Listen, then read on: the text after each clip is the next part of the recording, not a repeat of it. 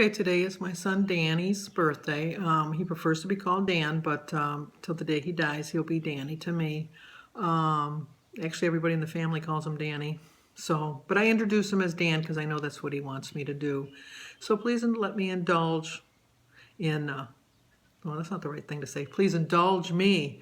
And so I'm going to tell you a little bit about my son Dan, Nee, because uh, he was born on April 18th. It was a Monday, as it is today, and he was born at 10:11 in the morning. And I had lost a baby in between Jimmy, his older brother, and Dan, Nee. And I was really looking forward to, getting pregnant again. And I did get pregnant with Dan. We went on a bowling trip. Our bowling league went to Toronto for the weekend. And we always joke with Danny that he's Canadian because he was conceived in Canada in June. And I know you're thinking, June, what, did you carry him for 10 months? As a matter of fact, I did. I did carry him for 10 months. And I know that the date was not calculated wrong because well, we got back just before the 4th of July, and Jim had to go out of town and work, and he was gone for a month. And I didn't have relations with anybody but Jim, and that was in June, not in July. So I know that Dan was conceived in June. So right around September, I was having some issues that you have when you have a miscarriage, and I had gone to the hospital, and my doctor had told me that I was in the process of losing this baby too, and that I should just go home. It was on a Friday, and just try to stay in bed, but that I was going to lose the baby. There was not a doubt in his mind I was going to lose the baby, and just to, get used to that fact. And, like I was young and I could have more, and, the things that they tell you to try to make you feel better. But I went home, took to my bed, and didn't get out of the bed just to go to the bathroom. And I hardly drank anything during the weekend because I didn't want to get up and walk. And I stayed in that bed the whole weekend. And I didn't lose Dan. It was a miracle. I prayed. I said rosaries. That's what Catholics do. And and my sister Mary was living with me at the time, so she took care of Jimmy, who was older. And Jim was back by this point, but, obviously he had to go to work during the day. And he did work on weekends. So I just fought, and there was just no way. And I was just so worried that I was going to lose him the whole time I was pregnant with him. I just worried the whole time. And I became a stress eater. And I ate brownies, and I drank Coca-Cola.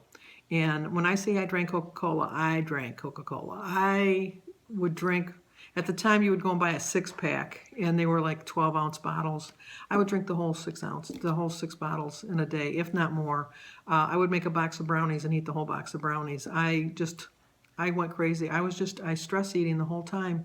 And with that being said, I gained 75 pounds.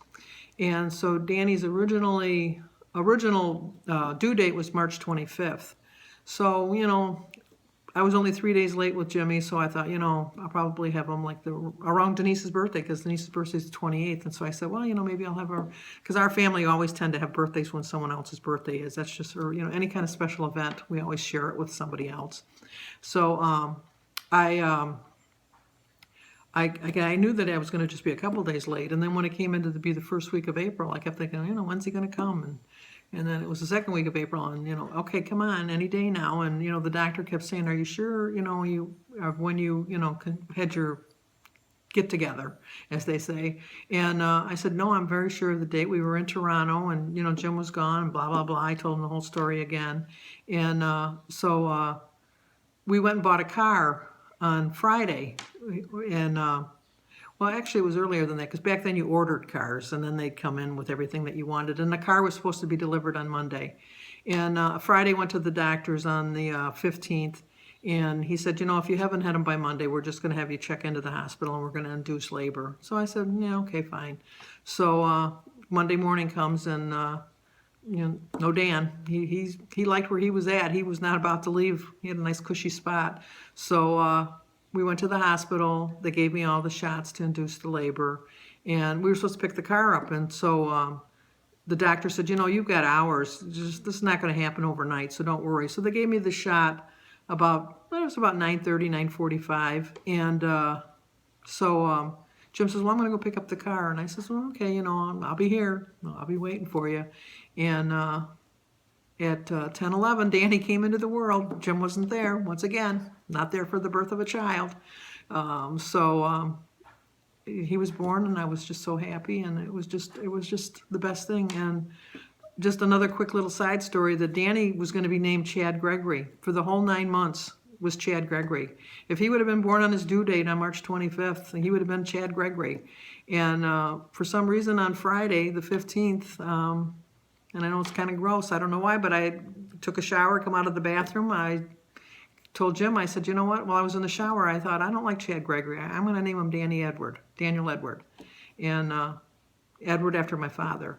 And he says, well, I like that better than Dan. I like Daniel better than Chad anyhow. So that's how Dan got his name. He got it coming out of the shower.